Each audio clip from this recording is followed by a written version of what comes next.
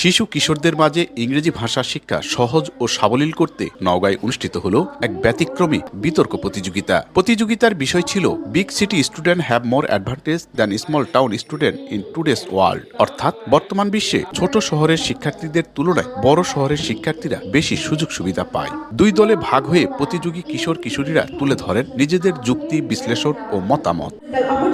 কেউ বলেছেন শহর বা নগর মুখ্য নয়, মেধা চর্চার মাধ্যমে বিশ্ব প্রতিযোগিতায় নিজেকে উপস্থাপন করতে হবে। তবে শহরের গবেষণা কেন্দ্র, আধুনিক প্রযুক্তির কল্যাণে অধিক সুযোগ সুবিধা, মেধা আরও বেশি শানিত হয়, এমন যুক্তিও উঠে আসে বিতার্কিকদের কাছ থেকে। দু দলেই ছিল যুক্তি পাল্টা যুক্তির তীব্র লড়াই।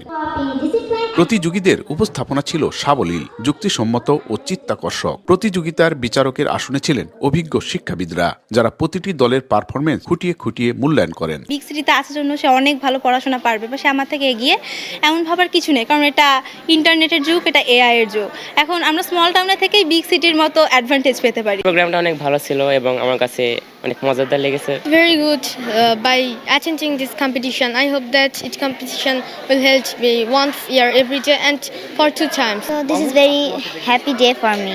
I'm really grateful যে আমি এরকম একটা কম্পিটিশনে পার্টিসিপেট করতে পারছি। শিক্ষা খাতে এই ইংলিশ প্রতিযোগিতাটা এটা একটা ব্যাপক গুরুত্বপূর্ণ এবং সেটা একটা দেশের শুধু খাত নয় এবং এটা দেশের বাইরেও যাওয়ার জন্য একটা ব্যাপক ভূমিকা পালন করে বলে আমি মনে করি। এই ধরনের বিতর্কের যে প্রতিযোগিতা আমাদের প্রত্যেকটা প্রতিষ্ঠানের একটা একাডেমিকভাবে এই আমাদের কলেজের একাডেমিক যে সিলেবাস, এই সিলেবাসের মধ্যে এই বিতর্ক প্রতিযোগিতা ইন করানো উচিত। বিতর্ক করার মধ্য দিয়ে একটা ছেলে বা মেয়ের সৎ সাহস তৈরি হয়, সত্যকে সত্য বলার এবং মিথ্যাকে মিথ্যা বলার যে একটা স্বাধীনতা এবং সৌন্দর্য বোধ তার মধ্যে এক্সিস্ট করে।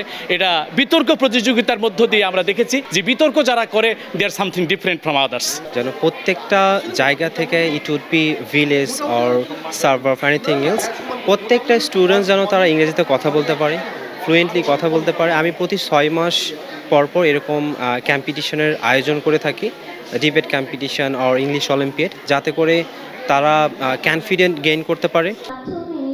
দর্শক সারিতে উপস্থিত ছিলেন প্রতিযোগীদের বাবা মা। সন্তানদের এমন আত্মবিশ্বাসী উপস্থাপনা দেখে আবেগ আপ্লুত হয়েছেন তারাও।